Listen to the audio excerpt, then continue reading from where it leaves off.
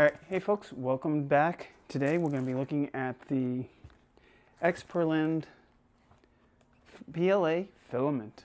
I just ordered this off of Amazon. They're asking for a review on this stuff, so that is what we're going to be doing today. Now with that, let's cue the intro and let's get into this.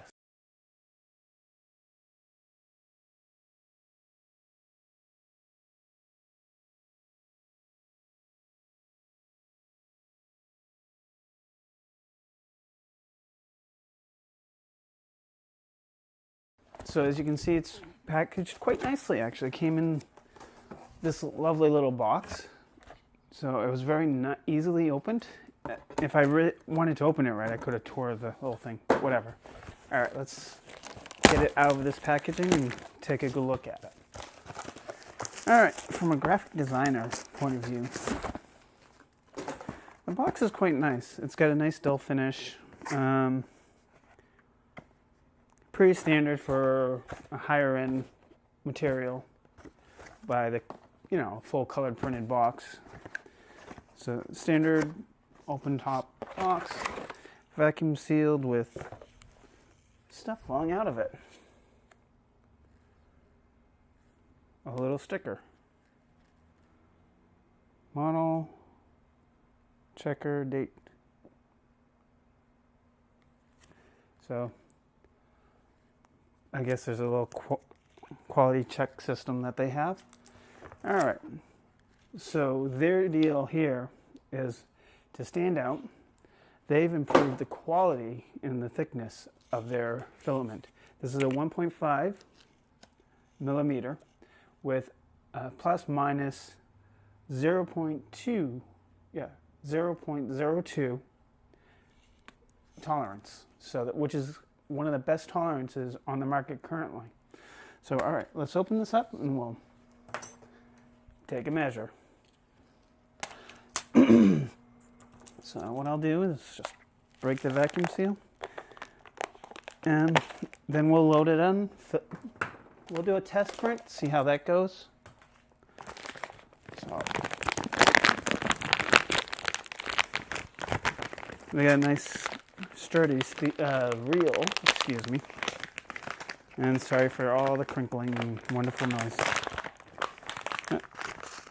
I'm keeping these things that are useful in this area because it's got a fairly good humidity going on.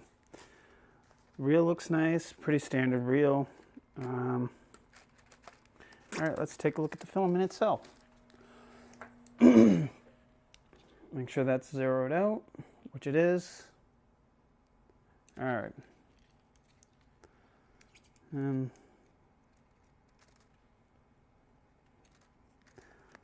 That's 1.75. I bet you I have that wrong, so hold on. Because according to that, I've got I need one more hand. Anybody got an extra hand for me? 1.77. I'm sure they expected this to happen. So 1.4. Everything so far that I've checked is pretty spot on to what they claim. Just my bad holding of the gauge. 1.474. From what I can tell, their claims are right. So all right, that's one thing. Let's find out how well it prints. I'm going to load this up on my printer. Excuse the broken print head. I still have one left. I'll have that fixed by the end of the next week. So we will be doing some more printing. And I think I've got the perfect thing to test. I've made a modification to my mount for the BL Touch. We'll print that and see how that prints off this. Ultimately, I do want to use PETG, but let's find out how well this stuff works. Or you know what? Let's stick with tradition and we'll go with a Banshee. All right.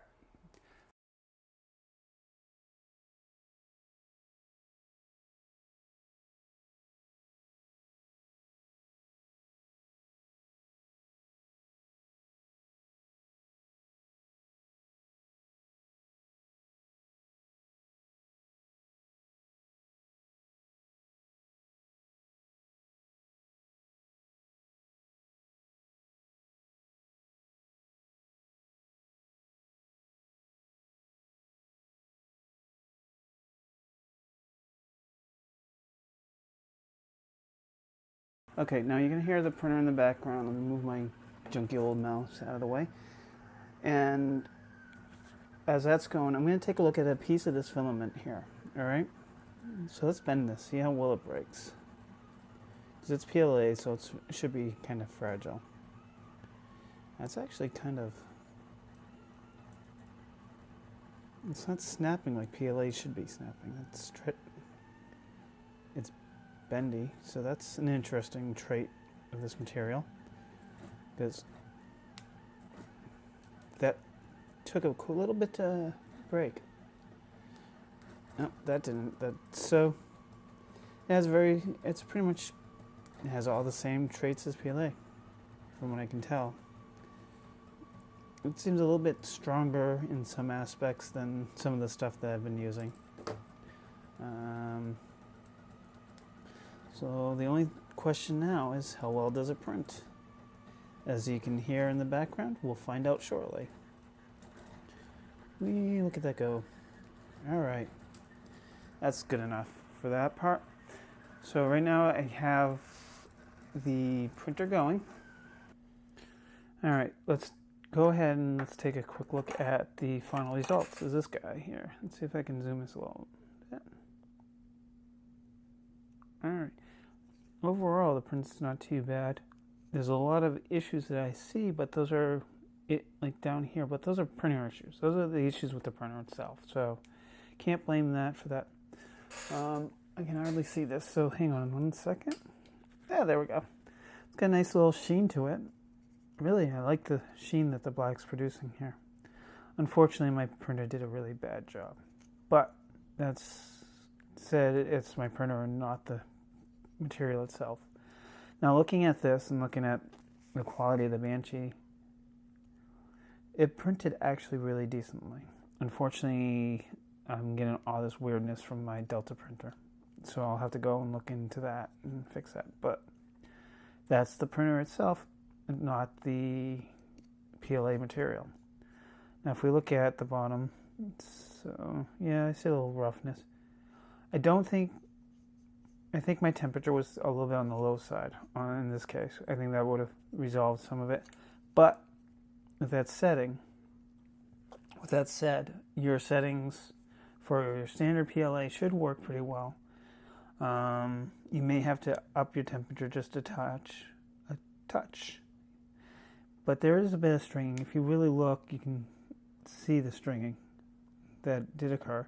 It's not severe, and it's not actually too bad. So, as I say, the material is actually excellent to work with. Overall, but like I said, a lot of the deformities that you're seeing here are due to the printer itself. Because if you look here, where it did actually print really well, this is really nicely done. So that is from that I can say this material does work quite nicely. I didn't have any issues printing with it. It came out of the nozzle nice and smooth. It actually was really easy to change the filament or feeding it in really without any issues.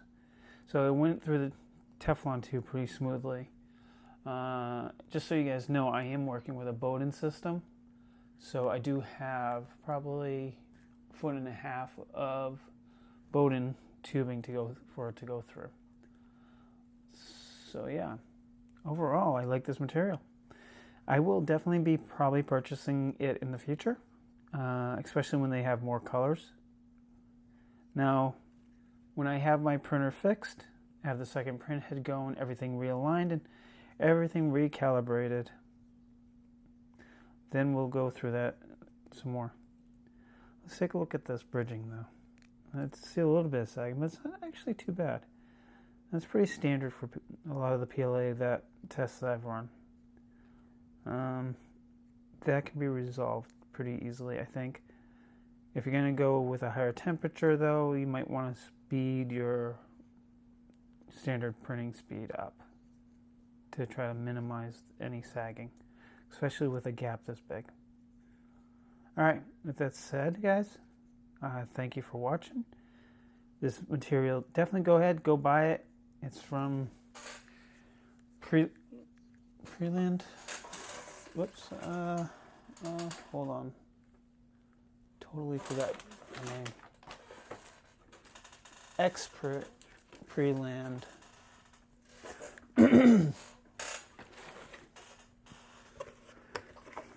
So, anyways, I'll have to cut that part out. With that said, guys, I would definitely recommend this material. It seems to be pretty good, especially over the cheap stuff that I've been buying, and over the overly expensive stuff that I bought over at Home Depot for that's Dremel's brand. All right, and this is the brand you're looking for. And with that said, subscribe for more, because I do have another video planned in the future. Probably about a week's time I'll have it out. And so I do recommend subscribing to see more, because I want to test out the white and see how those two colors actually look together. And I do plan on actually producing, I do plan on producing a maker's coin, and I will record the whole process on that. Well, you can't really see the bowl. That's unfortunate. There we go. I hope they're going to have a bigger lineup than that, just these 1, 2, 3, 4, 5, 6 colors.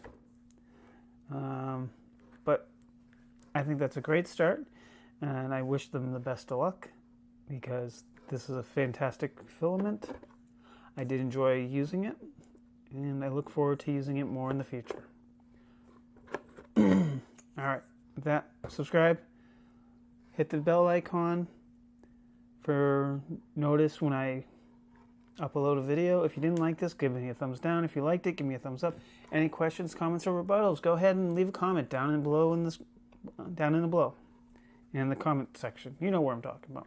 Alright, with that, I'm going to motor along, and I will catch you in the next one.